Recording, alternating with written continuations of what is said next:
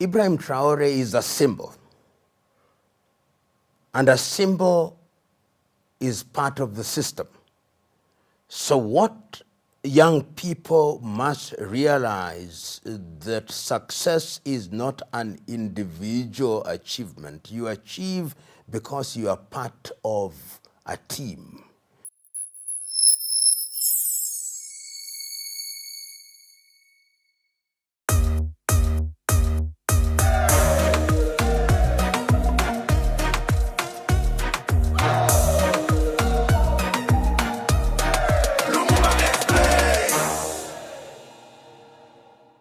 The current situation in Burkina Faso must be understood in the context of history. And that history, in my view, starts from 1983 with the emergence of Thomas Sankara. When Thomas Sankara took power in what was then Upper Volta, he changed the name of the country to Burkina Faso, the land of the upright men. That was seen as a revolution, and many things happened under the leadership of Thomas Sankara until he was eliminated in 1987. We now know that one of the people who participated was a close compatriot who became the president, Blaise Compaoré, and that is in the public domain. That short stint was so dramatic in the lives of the people of Burkina Faso and in Africa that Thomas Sankara became an icon. And the rise of Ibrahim Traore is almost seen as a reincarnation of Thomas Sankara and his revolutionary fervor. And that is why he has become a poster boy for the new Africa. But let us understand how it came about. In the year 2022, in the month of January, the government of Roch Marc Christian Kabore was overthrown in January. And part of the accusation against the Kabore administration was that they had failed to eliminate the Islamic insurgency in the northern part of Burkina Faso. But Kabore did not stay in power for too long. In the month of September, in fact, in the month of September, the administration that had overthrown Kabore in January, that was the administration of Paul Henry Sandaogo Damiba. That is the administration that overthrew Kabore. He himself was to be overthrown in the month of September, the year 2022, by Ibrahim Traore and his colleagues. And the reason why I think Traore then very quickly became the poster boy was because of the decisions that he made to sever ties with France. His language was that we had remained a neo-colonial state for too long. Re-echoing what Thomas Sankara had said, his language was that we must have our own resources. If it is our uranium, let us use our uranium. If it is feeding ourselves, let us engage in agriculture that is going to feed our people. Let us ensure that we, the Burkinabe, are doing things that are in the interest of the Burkinabe and therefore in the larger interest of the continent of Africa.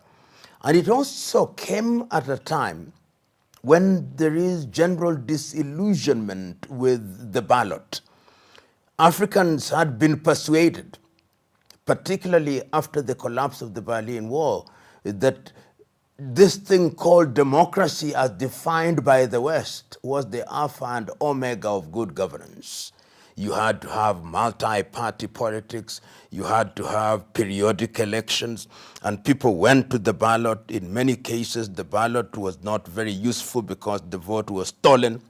And if it was not stolen, the people who emerged from the ballot did not do anything for the people. So the people wanted drama, the people wanted change, the people wanted sound rhetoric, the people wanted Pan-African rhetoric. And in many ways, Ibrahim Traore, as it stands now, represents that. But remember, his administration has only been in power for 3 years. In the life of a nation, that is a very short time. And one may say the beginning is good, but the journey is still long.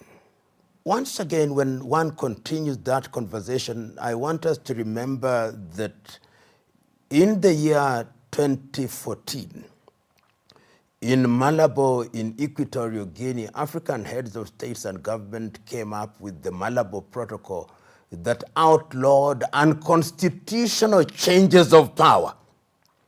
And in that context, unconstitutional changes of power had to be defined, and they were defined under the Malabo Declaration of the year 2022, where the African heads of state not only reiterated what had been said in 2014, but also formed the African Court on Human and People's Rights and said unconstitutional change of power means this: acquiring power by a coup d'etat, 2, refusing to hand over power when you have lost an election, and 3, tampering with constitutional processes to extend one's life in office.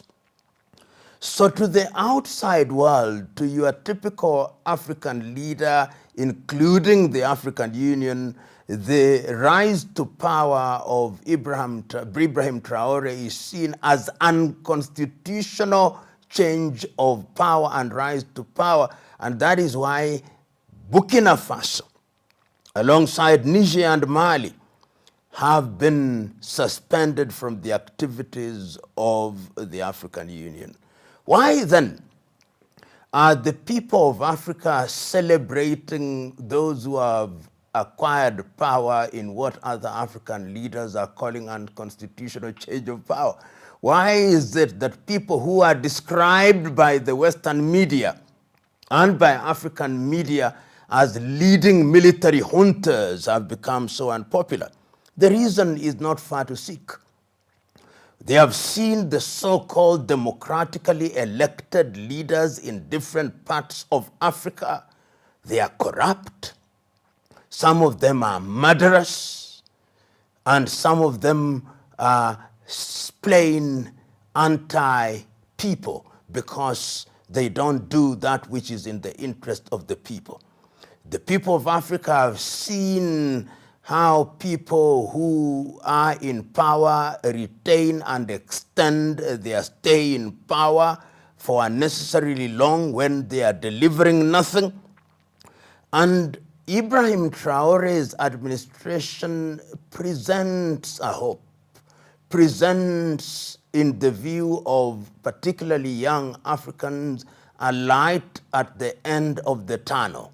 And what is that light saying? That light is saying, and it can be heard through the echo chambers, saying, you the colonizers, you the French, who in 1958 pretended to hand over political power, we no longer want to be with you. We no longer want to be your latter-day slaves. Traore is being heard as saying that. Traore is being heard as saying, you, the neo-colonizers who have given us the short hand of the stick, you reap where you have not sown. You take our uranium, you take our resources, you take our minerals, and you give us a pittance. You are not going to do it anymore. You, the colonizers who handed over to us systems of governance that cannot work, including electoral commissions, including printing ballots in your own countries, including printing paper currency in your own countries, we will not allow you. He is saying that. You, the colonizers who, when we want to liberate ourselves, you create insurgency, you sow seeds of discord within our ranks, we are not going to allow you to do that. You, the African Union, who ought to be protecting us as Africans, you ECOWAS, who ought to be protecting us as Africans, you too appear to be mere lapdogs of the international order, particularly the West. To the extent that he is saying that, he is striking the right chords of a dissatisfied, disillusioned people in the continent of Africa, and their wish and desire is that there is a new dawn. A new dawn where governance will be different. A new dawn where governance will be people-centered. A new dawn where the umbilical cord between the colonizer and the free peoples will be severed. That is what, in the minds of many, Ibrahim Traore represents. And that is his appeal. Remember, throughout history, people, and this is human, always want symbols of what they are fighting about. In the struggle for independence, if you look at other nations, in Ghana it was Nkrumah, in Tanzania it was Nyerere, in Zambia it was Kaunda, in Malawi it was Banda, in Mozambique it was Machel, Angola it was Neto. But this is now big because Traore has come at a time when there is what I call African Renaissance, and people want things that are pan-African to defy what happened in Berlin in 1884 and 1885. That is what is happening. He is that symbol. You know, in history, people emerge, or leadership emerges that is defined by environment. Upper Volta had been one of the French colonies that was seen to be wedded to the Paris government, almost in the class of La Côte d'Ivoire or Senegal at one time. When Thomas Sankara came and said, we've got to recognize ourselves, and started by changing the name of the country, that was unprecedented. It was only in Ghana that Nkrumah had changed the name of Gold Coast to Ghana. This was new, this was fresh. And Thomas Sankara then was seen in that mold. A servant leader who says, I do not want the trappings of power. I do not want long motorcades. I do not want security that is a mere display of power. I want to serve the people. I don't want to ride in Mercedes-Benz or Bentley or Cadillac. I want something that is functional, something that moves. And when Thomas Sankara appears in 1987 at the OAU meeting in Addis Ababa, Ethiopia, and calls for our refusal to pay debts, he created a revolutionary fervor in Burkina Faso. And Traore is in that tradition. He was young then, but the stories must have been told to him of Thomas Sankara. And remember, they come out of the same environment, the military environment. They may have been trained after the style of the French, but sometimes you've got to swim in the oceans of the enemy in order to know who they are. So he grew in that environment, and when therefore he comes and says, we are leading, when he comes and says, we are not going to have the trappings of power to prevent us from working for the people, when he comes and says, my salary is not going to be increased, when he comes and says, I'm not going to be summoned to appear in European capitals, when he comes and says that the IMF and the World Bank are not going to dictate to us what to do, when he comes and says that the mineral companies of the West are not going to tell us what to do, we are going to choose our own friends in the international arena, he is speaking for many people in the continent of Africa. And that is why, for the moment, he remains in the minds and hearts of many people. And the prayer of many is that he does not change. Because power has its own way of changing and corrupting people. The prayer of many who are watching him is that he remains on course, that he remains faithful to the agenda, that he remains faithful to his declared position that he is a people's servant, that he is a midwife to deliver for the people of Burkina Faso and to ensure that the quality of their lives is improved. For the moment, he is receiving the best judgment that a leader can expect. He can do no wrong in the minds of many. And the media and social media is populated with a lot of artificial intelligence things which are attributed to him. And they are all positive. That is a statement of the hunger that Africans have for positive messaging. It gives hope. It tells them that it can be done and that it must be done. So in the same way, for those who read the Bible, as Moses stood before his people and said, I'm going to part the Red Seas, Traore is expected to part Red Seas, almost to summon manna from heaven, almost to cause pillars of fire to stand between them and the neo-colonizers. The expectations are great. The situation as it is in the Sahel region must be understood at two levels. Level number one is that it has brought forth a new generation of leaders. And remember, it started in the year 2021 with the coup d'etat in Mali, when Atimi Goita overthrew the administration of Now. When he did that, the rebellion started, and immediately after that, there was the Burkina Faso coup in 2022, and immediately after that, in 2023, there was the coup in Niger. And immediately after that, you saw that they were expelled, and the three countries have moved out of the economic community of West African states and created their own one in the Sahel.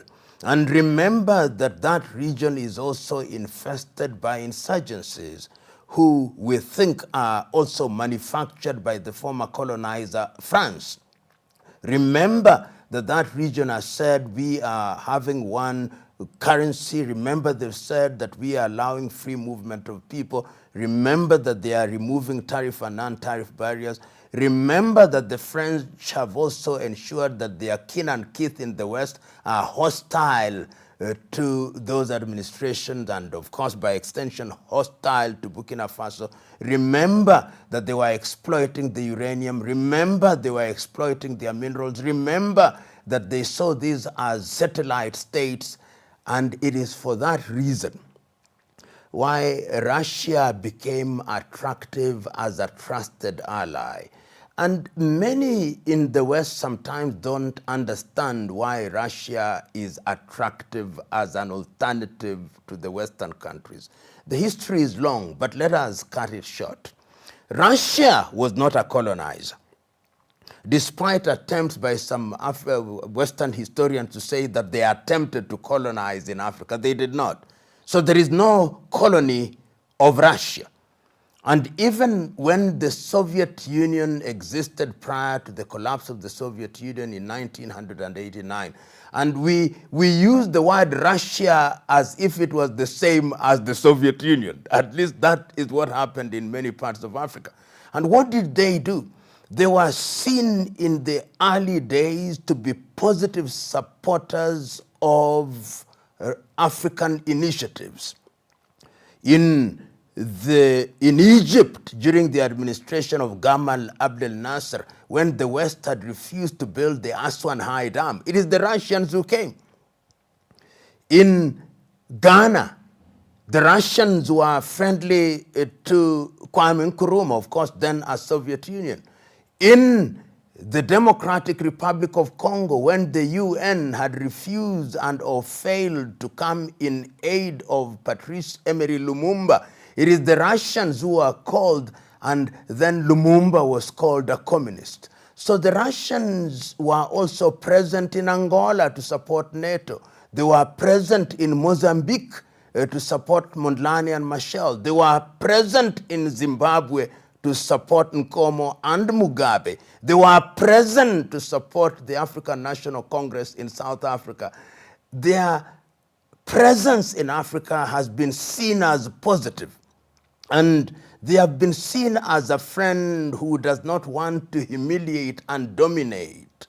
They may have their interest in having minerals, they may have their interest, as indeed every country does, but they are people you can call friends, not fair weather friends. And it is in that context that then they become a natural choice for two reasons. One, historical. Secondly, because they have the military wherewithal. Remember that this world is the law of the jungle. And if you have a friend who is feared by your enemy, then that does guarantee your security. And it's that context, therefore, that you see Russia have become in many ways the protectors of this administration at the request of the administration. Because if it were not so, history tells us that you can be eliminated. And we have had many rumors of attempts at the life of Ibrahim Traore. And these colonizers, they don't do so directly. They use your very own.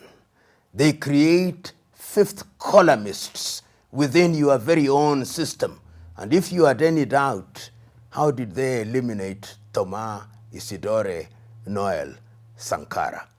Through the people that he thought were his friends. In Kiswahili we say, kikulacho kingoni mwako. That which bites you is inside the clothes that you wear. And that is why you need friends who will stand by you, come rain or shine. And for the moment, the Russians have demonstrated that they are such friends. When one talks about friendship, particularly in this harsh world where in truth it can be said there is a new scramble for Africa, in this harsh world where the European powers, former colonizers, are losing their territory and influence one by one, in this harsh world where the Western countries, the conceptual West, believe that they are losing their territories to Russia and China, to be a friend of Russia is to invite enemies from the West. And that is why you see, using even African institutions, they threaten Burkina Faso, they threaten Mali, they threaten Niger, using different methods. They try to ensure that they drain water out of your pond so that you cannot survive. So in the short to medium term, it is going to be a difficult time. Difficult because they'll try to choke you. They'll try to ensure that they create an environment where your people rise up against you. They'll try to ensure that there is dissatisfaction. So going forward, what I would myself suggest is that the engagement be structured and be beyond human beings. Human beings can only exist for so long. But in order to ensure that friendship is guaranteed, the friendship between Burkina Faso and Russia must look beyond Traore and beyond Putin. And that can be done by ensuring that the engagements are of mutual strategic interest for the countries. So that if it is in agriculture, if it is in the mining sector, if it is in tourism, if it is the military, then those structures are put in place, and 100 years from today, holding all factors constant, they can survive those who entered into them as agreements. You know, when Traore came to power, and let us retrace the history again, that he came to power after Compaoré had been removed and had sought asylum outside of the country, I think in La Côte d'Ivoire. He came to power after Jean-Marc Christian Kabore's administration had been taken away. He came to power after Damiba had been taken away. And when he came and he appeared to be relieving and reviving what I call the Sankaraist philosophy, he became an immediate enemy of Paris, led by Macron. And Macron, you see, has carried himself almost as the latter-day Napoleon Bonaparte. To the extent that he has done so, anybody who is not towing the line, Macron, I think, sees himself, and this is subject to debate, not only as Napoleon Bonaparte, but also as Charles de Gaulle. And in that regard, he believes that the territories which were colonized by them must behave. Remember in 1958, after the yes-no vote, in which case only Sékou Touré of Guinea voted no, they used to refer to former French colonies as territoire d'outre-mer. These are our foreign territories in the distant land. So when you break loose, as Burkina did, says, what is happening here? Who do they think they are? Do they think they can withstand France? So it is personal anger. It is ego that has been hurt, and that can be dangerous. Hence, the reaction that you see from Paris. In other words, from the standpoint of Paris, Ibrahim Traore and his compatriots are giving a bad example to otherwise good boys and girls. When you look at Traore and Burkina Faso now, I think there are four categories of people when you look at how they are dealing with the Traore. There is category number one of leaders who are wedded to their colonizers, who think, oh, this young man, we've seen many like him, he's just a flash in the pan, he'll come and go. That is category number one. And I'm sure they tell their masters in the West, we have seen many, didn't we see Sankara, didn't we see Lumumba, didn't we see Nkrumah, didn't we see Machel? Category number one. Category number two are those who are saying, I wish it was me who was getting this kind of adulation. What could I have done in order to ensure that my name is emblazoned on every other media? Those are actuated by ego and malice and envy and jealousy. That is another category of African leaders. The other category of African leaders are those who fear. They fear that what this young man and his compatriots are doing is setting a bad example, and I must now look very keenly at what my young men and women in the army are doing. They can't sleep because they fear that they themselves can meet the fate of those who are removed by Traore. So they fear in that regard. Then there is the fourth positive category. They are few and far between. They are the ones who say, yes, these things we call unconstitutional changes of power, this is not unconstitutional change of power. This is rebellion, and not just rebellion. This is revolution. And they are saying, Let us not ostracize these young men and women. They actually represent a new generation of Africans who are impatient, who feel let down. Let us support them. One of them who is emerging in that category is my very good friend, John Dramani Mahama of Ghana, who upon returning to power in Ghana told the ECOWAS leaders, we must engage the Sahelians. And he's been to Ouagadougou. He's been to Bamako. He's been to Niamey. They are saying that this situation is a clarion call to the entire continent of Africa, that if we don't change for the better, then we will be eliminated. So when you look at the situation in Burkina Faso, those are the four forces that are operating within the African continent. Then there is a fifth force from outside of the continent. This is France. These young people are making us to lose our spheres of influence. They think they are going to make something to work in Burkina Faso. We will not allow it. What we are going to do is to cause and support insurgency, so that if there is no total breakdown of law and order in those countries, then there will be a civil war.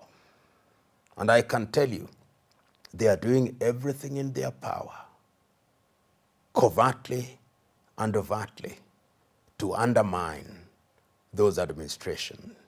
And I have no doubt in my mind that on a daily basis, they have individuals in their intelligence community asking, how can we eliminate him?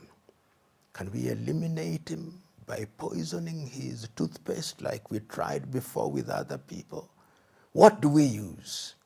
On a daily basis, they are planning. In 1965, Nkrumah gave an iconic speech. He said that it is the duty of the military to support the government in power and the duty of the military not to be involved in politics. But if it becomes necessary for the military to get involved in politics, it should only be for a short time as justified by necessity, and then they must go back to their military duties. In other words, even the Osagie for Kwame Nkrumah himself, who unfortunately ended up being a victim of a military coup, did appreciate that there may be circumstances in which it can become necessary. In Africa, why is it becoming necessary? It is becoming necessary because those who are in office have perfected the art of sustaining themselves in power by manipulating the ballot. You know, there are 55 African countries, 54 recognized internationally. 40 of those countries print their ballots outside of the continent of Africa.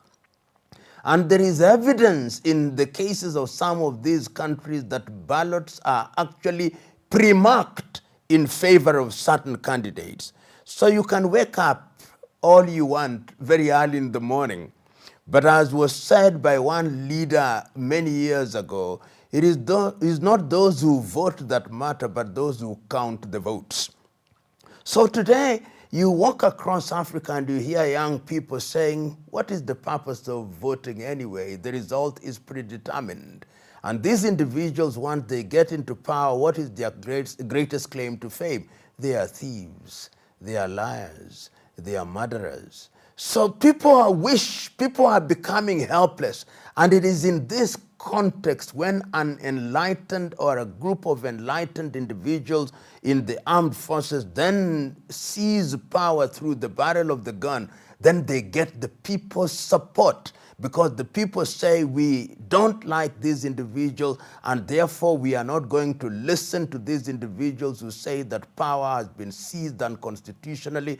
We are going to argue that the end justifies the means. And this is why, therefore, coups are becoming something that are celebrated.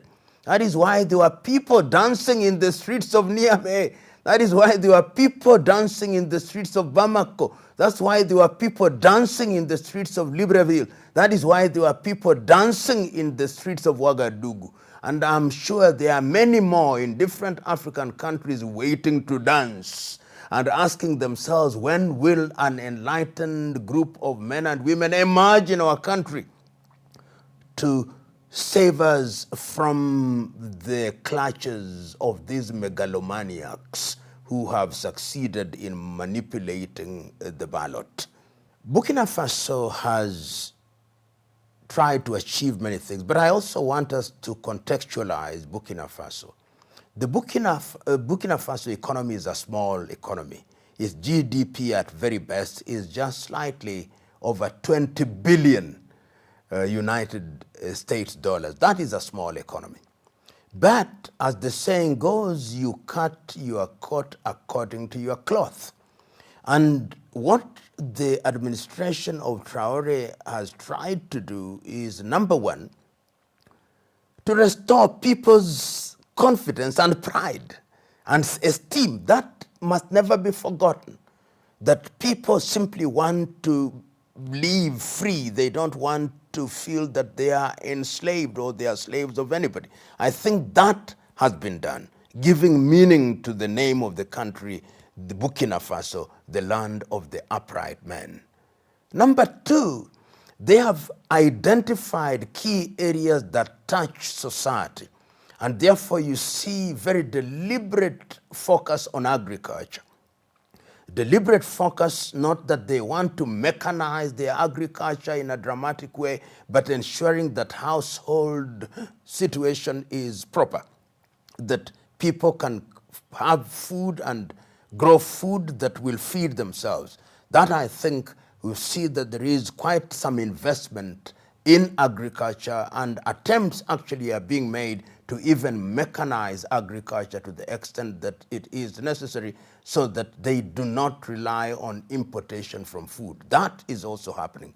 The third thing is education, because people recognize that education is an important investment for younger people, and you can see that there's attempts, even in the face of very limited budgets, attempts to ensure that schools are equipped and schools are being managed in a manner that is responsive to the realities of the day, including technology and artificial intelligence. Another area that they have done very well is with a view to taking control of their natural resources. You will know that many of the resources, particularly in the mining sector, for which Burkina Faso is very famous, was under the control of many companies which were based either in Canada, the United States of America, Australia, and of course France. They are saying all the minerals and all these must now be mined for the benefit of the people of Burkina Faso. And they are not saying we are not going to trade with the world. No. They are simply saying there must be trade that ensures that the income that is generated and or realized from the exploitation of our minerals is used for the benefit of the people of Burkina Faso. They have also entered into what I call very useful engagements, and I think there are ongoing negotiations, particularly with the Russian government, with a view to having energy.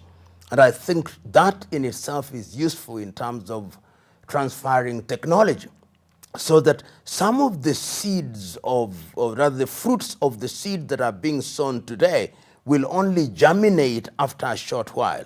And the other thing that I think they have tried to do is to ensure that they, as much as is possible, control their affairs.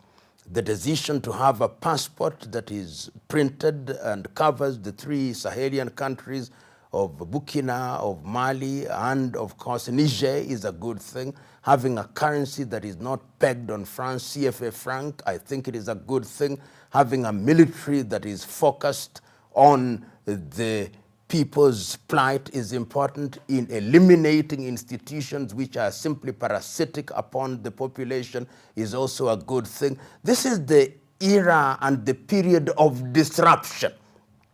So what has happened is that a lot of things have been disrupted in the last 3 years, and now they are beginning to get into the era of consolidation. And that is where you now must recognize that you are part of the international community. And that is why Burkina Faso is now receiving very many visitors who are going to that. I know friends of mine from different parts of the world have been visiting Burkina Faso, and I and others actually will be visiting Burkina Faso in the month of October. And this is happening because they have also demonstrated that this could possibly be the beginning of true Pan-Africanism in practical terms. So a lot of things are happening there, and I think when you are doing well, if you allow me a football analogy, when you are moving with the ball towards the goal, the noise is useful to encourage you to hold the ball well, in the knowledge that it is only when you score that you make us happy. So the ball is moving towards the goal, and those who are outside are cheering, and we want to see the ball at the back of the net. Then we will cheer even more. As I said, Ibrahim Traore is a symbol, and a symbol is part of the system. So what young people must realize that success is not an individual achievement. You achieve because you are part of a team. You achieve because you are part of a chain, and a chain has many components. You achieve because you are focused. You achieve because you are courageous. You achieve because you love your country and you are selfless. You achieve because you don't have insatiable appetite for good things. You achieve because you are able to identify friends. You achieve because you have conquered yourself and you want to serve. Those are the positive lessons that young people must draw: discipline, courage, focus. Africa stands at crossroads, and when you are at crossroads, you choose which path you are going to follow. What is happening in Burkina Faso, and by extension in the Sahelian region to include Niger and Mali, is a good thing. A good thing because it is being demonstrated that young Africans can rise above the parapet of mediocrity and begin to shine light in the right direction. Our prayer and our hope is that the people will keep these leaders on a short leash, because good governance must always be underpinned and protected by eternal vigilance of the population, because power can corrupt, and all of us are capable of being corrupted by power. So we must always remind everybody who is in a position of leadership that you hold power in trust for us.